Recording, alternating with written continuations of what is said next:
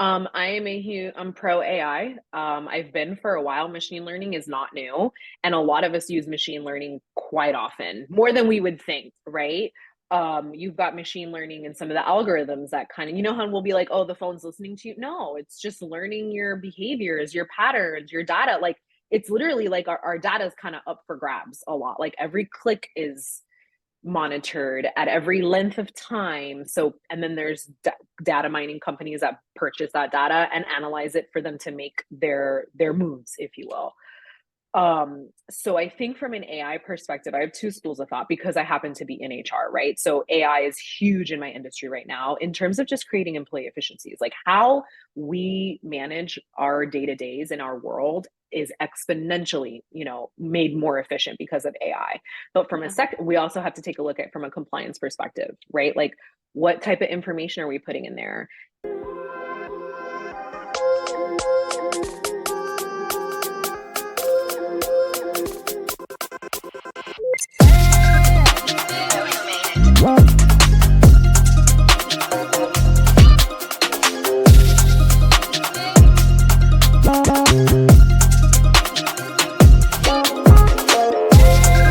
Hello, Empower Nation. Welcome to Empower Her Money podcast. I am your host, Angela Duncan, speaker, best-selling author, serial entrepreneur, and we talk all things money and business. Today's episode is sponsored by freemoneytipsbook.com, freemoneytipsbook.com. Head over there, download your free ebook, 7 Unshakable Tips to Get You Started on Your Financial Journey. Today's episode, I get to interview Natalie Marino, and she is the Latina Techie, and we're going to talk about the best applications that you need in your business today. Hi, Natalie. Welcome to Empower Her Money podcast. How are you today? I'm doing wonderful. And yourself? I am amazing. I would love for you to start off and kind of tell a little bit about your journey and how you got into your business today. So to take it a couple steps back, I'm a corporate girly. So my 9 to 5 currently is I'm the director of IT solutions for an HR company. So that was what landed me into technology. So I have been in HR for about professional employer organizations, to be exact, since my early 20s, pretty much my entire career. And that was my segue into technology, building HR applications and kind of understanding the life cycle of an employee, if you will, as they get hired and through their employment. And then from there, I landed a job to be one of my dream roles to be a product owner for ADP and learning how to actually build some of this HR technology, learning how to run development teams and work with developers and things like that.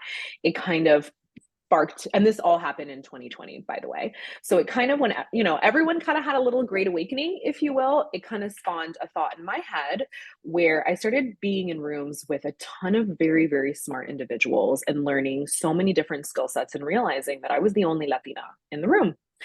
And I was making, it was probably the most I had been making it ever in my career. And I was just so fascinated by the fact that nobody in my demographic knew that there's a space for, product owners, developers, and there's this whole great big world of technology, right? So that's where the Latina Techie was born. So while I have a 9 to 5, I also recently launched my brand about 3.5 years ago with the one singular idea of raising awareness for Latinas in technology and in STEM, technology to be exact, just to kind of understand that there is a world here, there's a space for us to play in, make money in, and for us to kind of innovate, right? Because that's essentially what we do with tech. And then my brand has morphed a few different times, right? I thought going back to my corporate life, I had thought I would always be this HR tech consultant, if you will. And then what I started realizing as I was putting myself out there and going to networking events and also kind of really showing up for other people in my community, which is essentially kind of where I met you, Lauren Marsicano at her event, right? And kind of showing up for people like that in my life, I started realizing the huge gap in our market and our networking groups was that nobody was really serving our women female founders in their businesses, right? Like who's serving them, who's hand-holding them and walking them through this tech process. and really kind of having them see the potential of what technology can really do for their businesses. And then that started my true consulting, side of the business, where essentially I help founders build technology to help scale their businesses and also kind of find the technology that works for them. So I know that was a long intro, but that's what my pathway to what I've been doing and what I do today. Yeah. And I think technology is very similar to money. Like if you don't know it, it's Hmm. extremely intimidating. Like I know money, I Hmm. can talk about money all day long, but when it comes to Hmm. technology, I would say I'm probably the least techiest person in the room. And then I'm scared to learn about it because it's so overwhelming. So when people come to you and they kind of want to explore, figure out like how do we use technology in my business, where do you start with people? Oof, I'm a back to basics gal. And that's essentially, people think that technology is so difficult. I too used to think the same thing. Oh my God, what is it going to be a product owner? How do we build this? It's really basic. We start with like, what do you got? Like, first of all, what's your business, right? Understanding your business model, who you serve, right? What your business goals are. And then also like, what do you have? And I start with a technology audit. Very simple. Like, what do we have? What are we working with? All the way down to your email, your website, your Mm. calendar. Like, how are we syncing? What integrations do you have? How are you sending your invoices? Do you have QuickBooks? That sort of thing, right? And then I take that all the way. I kind of like, I do it where that technology audit kind of allows me to meet my entrepreneurs where they're at, similar to therapy, right? Like, let's take an assessment. Where are you at? So that I know how my team can come in and serve you. Hmm. Yeah, because I'm sure there's a lot of things that we do as business owners that we can integrate to be able to speed things up, make things more simple, but we just don't know what type of products or any of those ways out there. So that's nice that you come in, you ask, where are you now? And then figure out how to kind of simplify things and hopefully make it work more effectively. That's exactly it. Yeah. So what are some cool technology, either apps or applications that you're finding to help business owners with their business today that perhaps maybe we don't know about? I Depending upon the business model, and this is where I've been kind of playing in the space most recently, very heavily on project management, right? And tasks. Like, where are we? What are we doing? Who's on, like, kind of like the basis, like who's on what, who's on second, who's on third, right? And very simple tools that help you kind of manage your day to day. We're talking the Trellos of the world, the Asanas, if we want to get a little bit more spicy, or the Mondays.coms, where I've been playing a lot with, is, how do you map out an entire project, right? And essentially, a lot of us, whether we're plumbers, whether we're financiers, like, no matter where you sit in the market, no matter how you're making money, it is all project based, or there's some sort of workflow that gets you from where we got a client in and we got money coming, also we're closing the loop and also getting paid. Yeah. So those are probably my tops that I've been working with in the last, like, since Q4, if you will. I was going to say, I've not heard of any of those. I think maybe Mondays.com just because they have a billboard and I always wonder like, what is Yeah, the that? marketing, great. They have got great marketing, but the tool is really seamless too. So essentially, I'll send you the link to Trello, because I start a lot of people there because it literally looks like a sticky note app. That's what I call it. It looks like you have your little sticky notes that you put in your note, like podcast at 12, and then you're able to switch that sticky note from one person to another, or another part of your process. So let's say if I want to assign it to my teammate, okay, I'm going to assign this sticky note to somebody else, and I just move it, drag and drop.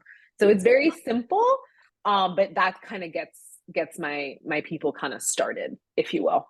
Yeah, and that's great too, because I can remember when I worked in corporate and we used to be in person and have desks, I would tons of times, but I would leave like a sticky note on their computer and be like, Mm-hmm. come see me or don't forget about this. And I still have sticky notes probably all over my home office too. But Same, same. that's a good way for us to be virtually working together and still say, hey, here's something, don't forget about this task. Or Mm-hmm. so I really like that too. Yeah, to that point, it fosters that collaboration of, like, I don't have to leave that sticky, like, I'm now leaving you virtual sticky note. Same thing. Yeah, yeah. So what do you say to business owners like myself who are just saying, I'm just not techie. I don't know what to even figure out what to do. Like, how do you even approach someone who's just I so love scared of this. technology? I love this question because and I'm going to do this right now, Angela. Can you show me your phone? Do you have your phone next to you? It's on silent, but yes, I have my phone Okay, here. right. You have your phone. When you open it, do you have all those apps? How many apps do you have on your phone? Um, Probably tons, but I'm one of those weird people that puts it in like little boxes. right. So when you open your phone, how many applications do you interact with on a daily basis? Like At I least start like there. 20. Yeah. Right? So like, of course you're techie. We're on this podcast. Like this podcast is techie. Like whether you're slicing and dicing the editing, maybe you could offshore that or you do that yourself. Like that's techie. So when you get in your car, if you have a smart car, if you turn on your TV, you have a smart TV and you're putting in Netflix and your credentials, like a lot of technology is just like that. Signing in, signing out, understanding how to configure it, like how are you setting it up for you, right? When you, let's say you have a Nest in your home, right? Yeah. To maybe you don't do it, or my husband set it up, but like I could go in there and follow the instruction manual on how to configure it and attach it in, right? So we're all techies at the end of the day. It's just a matter of the tech that matters most to you and how you're using it in the season of life that you're in. But when someone's like, oh, I'm not techie, I'm like, show me your phone. Show me your phone, because I promise you have an app for you. Do you go on online banking? That's techie. Are you transferring money electronically? That's techie. So I try to kind of demystify a lot of the things where I try to make it it's not so scary. It's not so scary. Yeah, I like that too. So maybe I'll stop saying I'm not techie and instead I'll just say like I'm a techie rookie, or change my mindset around it and change that language. Then maybe it'll Yeah. open my mind to be more accepting, to be able to go out and Mm-hmm. learn new technology, not be so scared of it. But I will say YouTube is amazing. So whenever I have an issue, even like with basic stuff like Excel or Word documents, I just Google like how to do this, and Google. I go watch a video on YouTube, walk me through it. But I mean, that's techie too, I guess, that's an app. It is that exactly, like, and I always kind of caution, like, even earlier when I was mentioning like building technology, I too thought it was so daunting. I had only really configured things. At that point in my career, I had only like gotten a software and turned it on, essentially, made connections, been on phones with people, telling them what we needed, stepping into that space to build it. And then when you realize how they build it, with a bunch of sticky notes, with ideas, like it's such a very elementary process. But the tried and true always works, similar to your industry, right? The tried and true processes back to basics always work. Yeah. So you mentioned a few things that you work with business owners. Being that Mhm. you're a little bit more techie than some of us, are there Mhm. any of your own favorite applications that you're using every day too? Ooh, I'm a huge Trello girl, just because that's how I manage my team's workload as well. I use a few different CRMs only from a workload management perspective. And then my calendar. I'm as techie, like I feel like that helps me manage my entire day.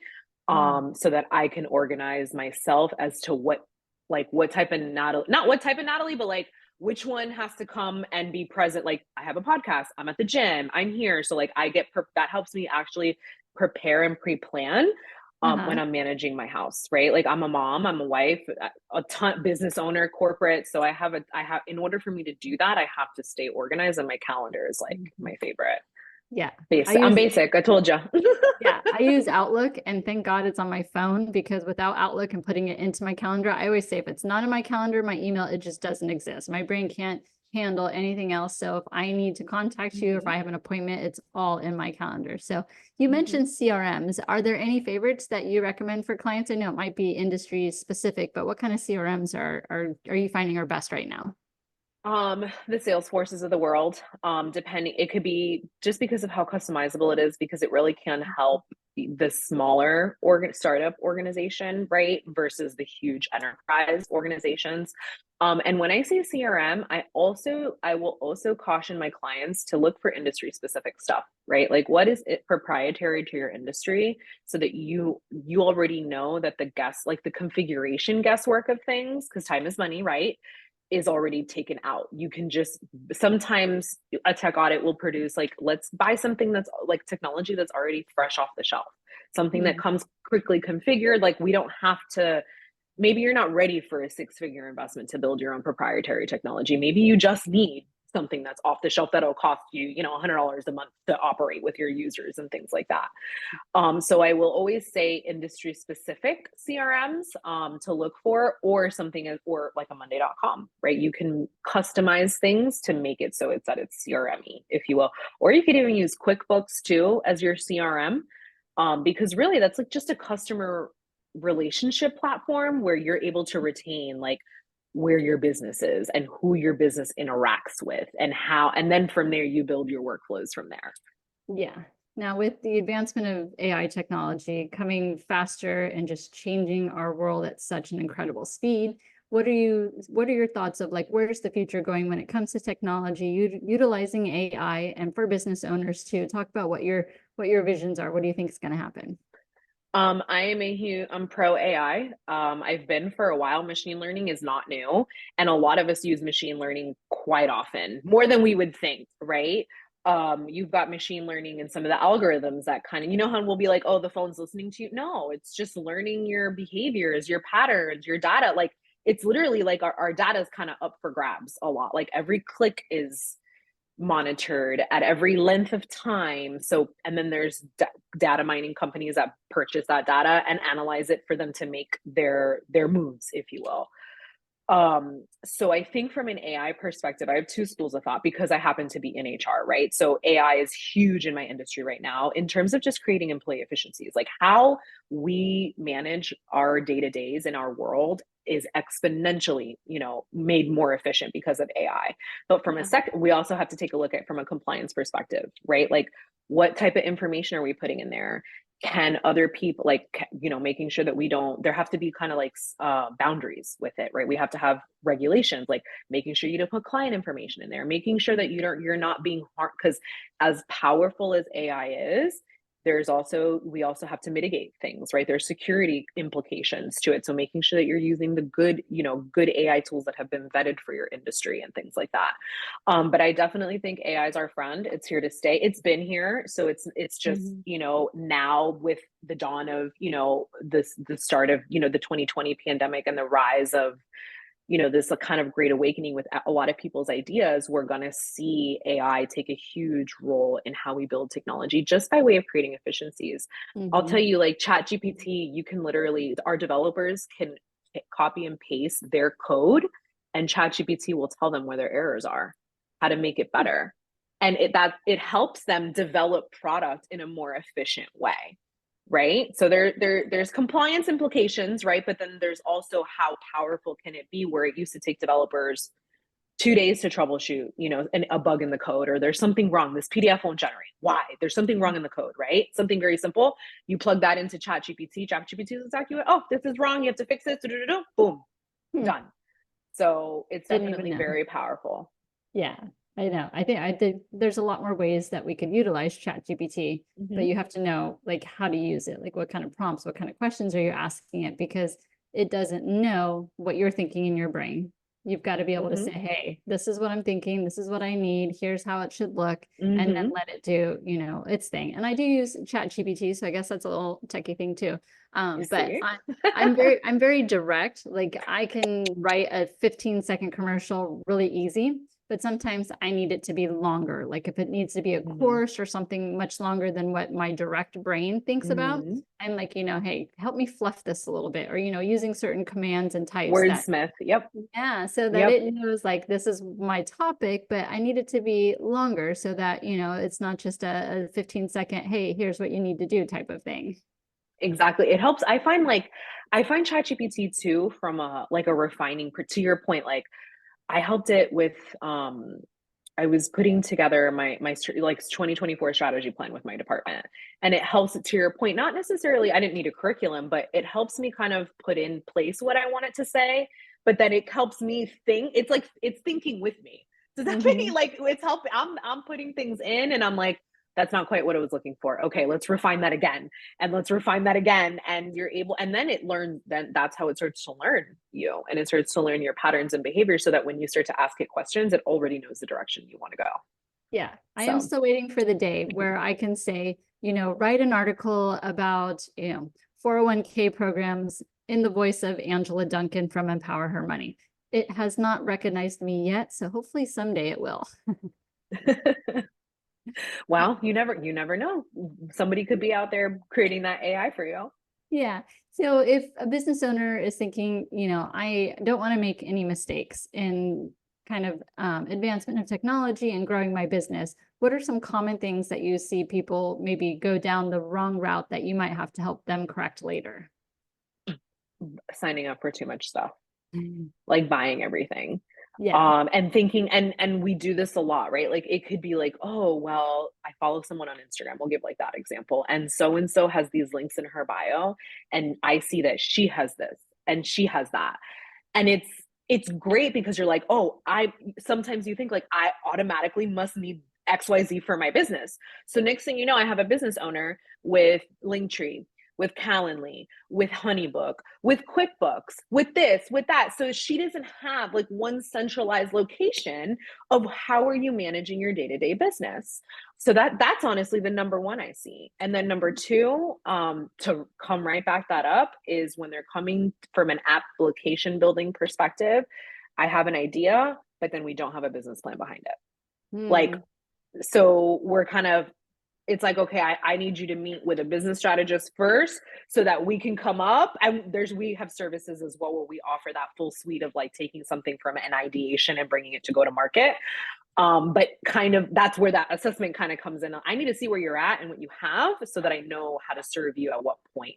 But those will be the two things. Not a we'll say buying everything, right? And not really kind of taking it easy with your tech stack.